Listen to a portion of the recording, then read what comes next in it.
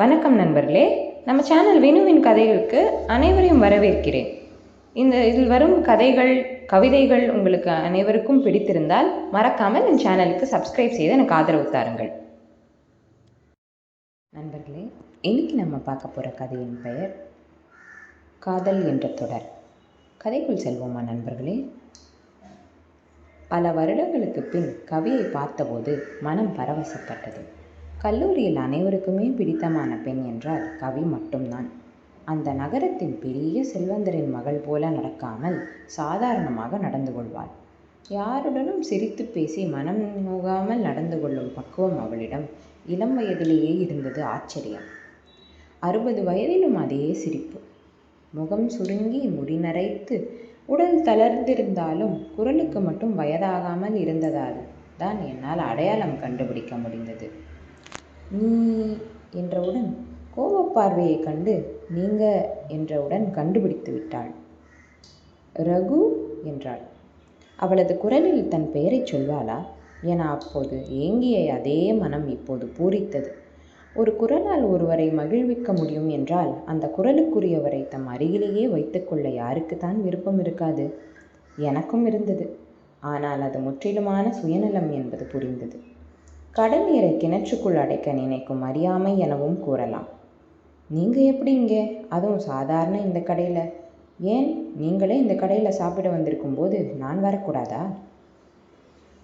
என்னால் உடனே பதில் சொல்ல முடியவில்லை. தயங்கி, என்னோட வசதிக்கும் வருமானத்துக்கும் இங்கே சரி, ஆனால் நீங்கள்? நான் எப்போவுமே வசதியை நினச்சி ஒன்றும் பண்ணினதில்லை. மனசுக்கு எது பிடிக்குதோ அதை பண்ணிடுவேன். இதோ என்னோட ஹஸ்பண்ட், இவர் நான் பண்ணுறதை தடுக்க மாட்டார். போகணுன்னா நல்லதுன்னா உடனே பண்ணிடும்பார். அவர் சாப்பிட்டு கொண்டே என்னை பார்த்து நட்பாக சிரித்தார். இப்போ கூட 5 ஸ்டார் ஹோட்டலில் பார்ட்டி இருக்குது, அதுக்காகத்தான் போகணும். என்னோட காலேஜில் இருந்து தினமும் இந்த வழியாக போகும்போது இந்த ரோட்டுக்கடை முன்னாடி இருக்கிற கூட்டத்தை பார்ப்பேன். இத்தனை கூட்டம் வருதுன்னா கண்டிப்பாக விஷயம் இருக்கும். அதை நாமும் டேஸ்ட் பண்ணிடணும்னு தோணுச்சு. இன்றைக்கி வந்துட்டேன்.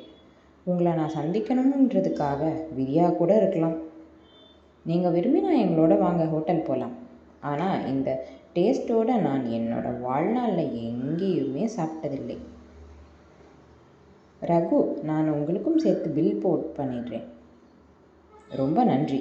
ஆனால் என்னால் நீங்கள் கூட்டிகிட்டு போகிறதா சொல்கிற ஹோட்டலுக்கு வர முடியாது. உடனே என்னோடய அம்மாவை ஹாஸ்பிட்டலில் கூட்டிகிட்டு போகணும்.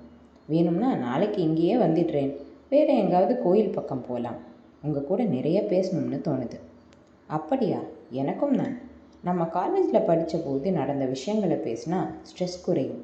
எனக்கும் ஒவ்வொரு நாளும் பிஸ்னஸ்னு பணம்னு முடியலை. உங்களை பார்த்தா பண கஷ்டம் இருக்கும் போல இருக்குது. இந்தாங்க. கொடுத்த கவரை மறுக்காமல் வாங்கி கொண்டேன். பிரித்து பார்த்தபோது 100, 500 இருந்தது. 50,000 ஒன்றாய இதுவரை யாரிடமும் வாங்கியதில்லை. கவிதை, கட்டுரை எழுதுபவனுக்கு, மேடையில் இலக்கியம் பேசுபவனுக்கும் பெரிய வருமானம் இருக்காது என்பது பலருக்கும் தெரியும்.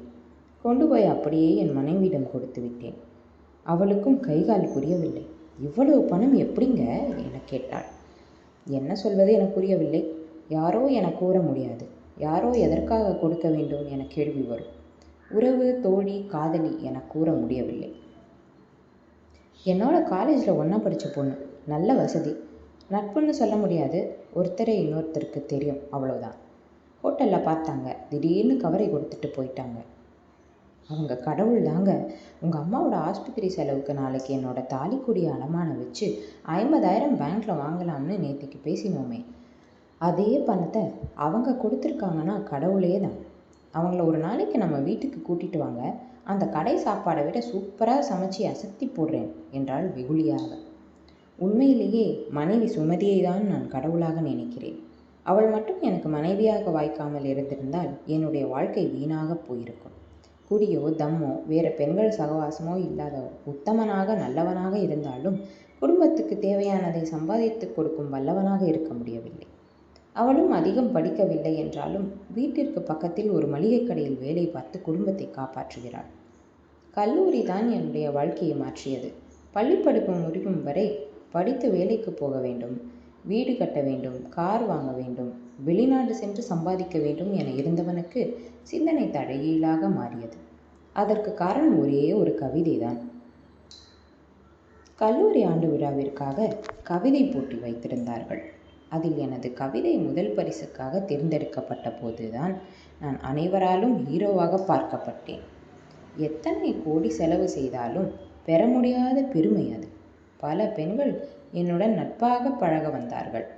சினிமாவுக்கு முயற்சி பண்ண சொன்னார்கள். அந்த கவிதை ஒரு பெண்ணை பற்றி எழுதியதுதான். அன்று முதல் இன்று வரை என் வாழ்க்கையே கவிதை கவிதை கவிதை மட்டுமே தான்.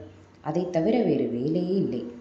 நான் முதல் நாள் யதார்த்தமாக கோவிலில் சந்திக்கலாம் என கூறியதை நிறைவேற்ற கவி வந்துவிட்டாள். நான் எதிர்பார்த்தபடி சேலை அணிந்து இந்த வயதிலும் ஒரு தேவதை போல, சுவாமி சிலை போல வந்திருந்தாள். காரை அவளே ஓட்டி கொண்டு வந்திருந்தாள். கடையில் ஃபில்டர் காப்பி குடித்துவிட்டு கிளம்பினோம்.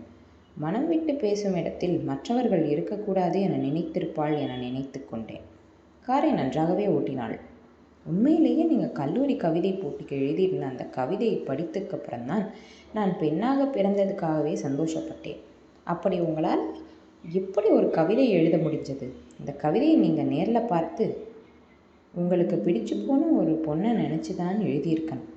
அந்த அதிர்ஷ்டசாலி புத்திசாலி யாருன்னு தெரிஞ்சுக்கலாம்னு அப்போவே கேட்க நினச்சேன். கேட்டால் என்ன நினைப்பீங்களோன்னு விட்டுட்டேன் என்றாள் என்னை பார்த்து சிரித்தபடி. அந்த பெண்ணே நீதான்னு சொல்ல வார்த்தை வந்தது. உள்மனம் தடுக்க உதட்டை கடித்து கொண்டேன். நீங்கள் சொல்ல வந்ததை உங்கள் உள் மனசு தடுத்துருச்சு, சரியா? ஏன் தடுக்க விடுறீங்க? மனசில் இருக்கிறது எதுவாக இருந்தாலும் பேச ஒரு தோழியாக என்னை நினச்சிக்கோங்க.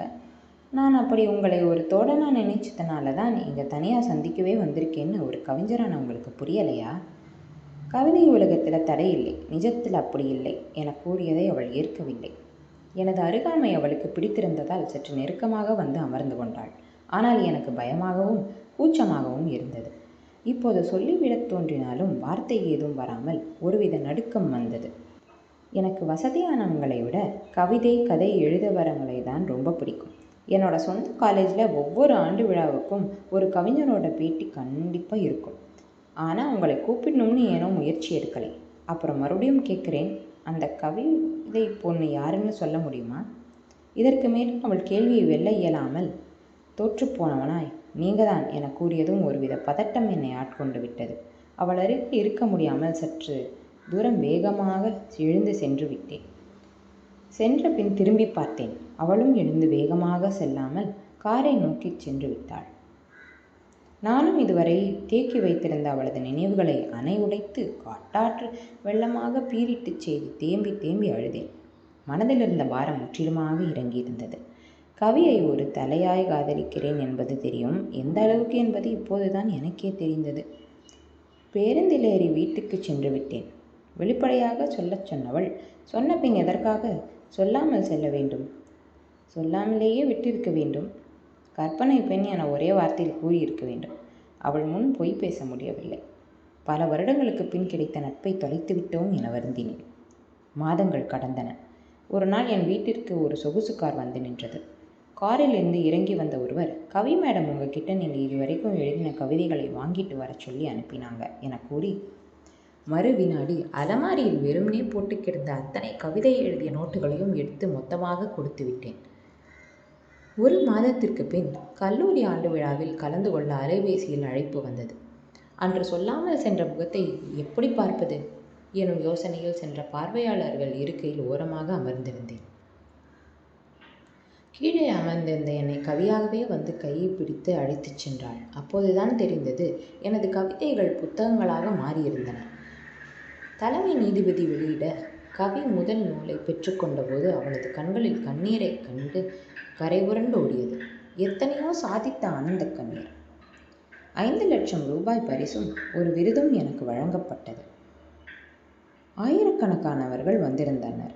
அனைவரது கைகளிலும் எனது புத்தகம். நான் கற்பனையிலும் நினைத்து பார்க்கவில்லை. ஒரு பெண்ணை பார்த்து கவிதை எழுதினவங்களை நீங்கள் பார்த்துக்கலாம். ஆனால் ஒரு பெண்ணுக்காக தன் வாழ்நாள் முழுவதும் கவிதை எழுதினவரை நீங்கள் பார்த்துருக்க மாட்டீங்க. அவர் தான் இவர். அந்த பெண் நான் தான். அரங்கமே கைத்தட்டலால் அதிர்ந்தது. அவரோட முதல் கவிதைக்கு ரசிகையான நான் அவரோட மொத்த கவிதைகளையும் படிச்சுட்டு அவருக்கு அடிமையாகிட்டேன். அதன் விளைவுதான் இந்த கவிதை நூல். அவர் பெண்களோட அழகை மட்டும் வர்ணித்து எழுதியிருந்தால் நல்ல கவிதைன்னு சொல்லிட்டு போயிருப்பேன். ஆனால் கவிதையை படிக்கிற ஒவ்வொரு பெண்ணுக்குள்ளிருந்தும் புதிய ஆற்றல் பிறக்கும், சாதிக்க தூண்டும். எனக்காக எழுதியதா நான் நினைக்கிற மாதிரி நீங்கள் படிக்கும்போது உங்களுக்காக எழுதின மாதிரி நினைக்க வைக்கும். இதுதான் இந்த கவிதை நூலோட சாதனையாக இருக்க போகுது. வாழ்த்துக்கள் கவிஞர் ரகு என கவி கூறிய போது கைத்தட்டல் நிற்க சற்று நேரம் கூடியது. அவள் மீதுள்ள காதலை நான் கவியாய் வெளிப்படுத்தியது போல் அவளும் என் மீதுள்ள காதலை கவிதைகளை நூலாக்கி வெளியிட்டுள்ளாள் என புரிந்தபோது, காதல் என்பது திருமணத்தில் மட்டுமே முடிவதல்ல, அது முடிவில்லாமல் தொடர்வது, தனி ஒருவருடன் நிற்பதுமல்ல, அதையும் தாண்டியது, பறந்து விரிந்தது, உலகிலேயே சிறந்தது என்பதை எனக்குள் அவளது செயல் பதிய வைத்திருந்தது. கதை நிறைவுற்றது நண்பர்களே. இந்த கதை உங்களுக்கு பிடித்திருந்தால் என் சேனலுக்கு சப்ஸ்கிரைப் செய்து எனக்கு ஆதரவு தாருங்கள். நன்றி.